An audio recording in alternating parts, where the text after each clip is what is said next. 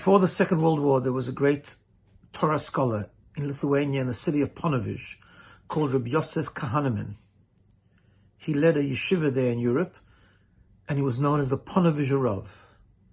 After the Holocaust, after everything was wiped out, he made his way, surviving, to Israel, where he dedicated himself again to rebuild education for boys, education for girls, and help and inspire the Jewish people.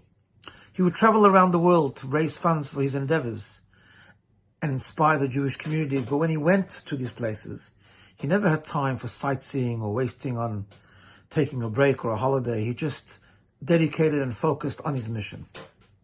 But one time when he was in Italy and he visited the Jewish community in Rome, he asked his driver on the way out if he could please stop by the Arch of Titus. He wanted to see it. Surprised, nevertheless, the driver obliged. When they came to the Arch of Titus, that arch that was built for the evil Roman general who destroyed the temple and took slaves, Jewish slaves from the homeland into Rome to work for the Romans, and an arch was established in his honor to show his triumph and his victory. The Ponevezh Rav got out of his car, went to the Arch of Titus, looked at it for a few moments, and then said, "Titus, Titus, where are you?" In other words, you thought you were victorious, you thought you won, but you are gone. Your empire is gone. The Jewish people are still here. I watched a video yesterday of someone that did a lot of research into Rome, and he went there and he interviewed so many different people and the communities and so on. And I learned that there are people in Rome who date their ancestry 2,200 years ago, when the Jews started to trickle into Rome, still when the temple was still standing, and they are still here, still keeping the Torah, still going to shul, still keeping God's mitzvot. Am Yisrael Chai, the Jewish people are eternal. And I say this specifically today because yesterday we were all a little bit shaken on Sunday when around 90,000 people marched on the Harbour Bridge in Sydney, spewing hate, saying threatening things against the land of Israel and Jewish people.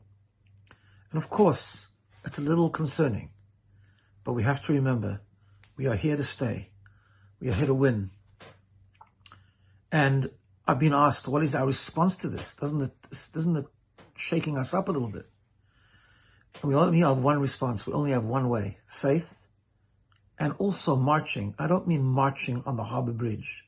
Maybe we do have to protest. That's a thing, of course, for our lay leadership who are doing a wonderful job to decide when, how, and exactly what we do. But we as individuals, we also need to march spiritually. That's our response, to become more Jewish. March beyond ourselves. Do another mitzvah. Do something that shows our Jewish pride. Don't be embarrassed. Stand tall with your heads high and say, I am Jewish. I am dedicated to God and His Torah. And Am Yisrael Chai, because we are here to stay. Have a wonderful day.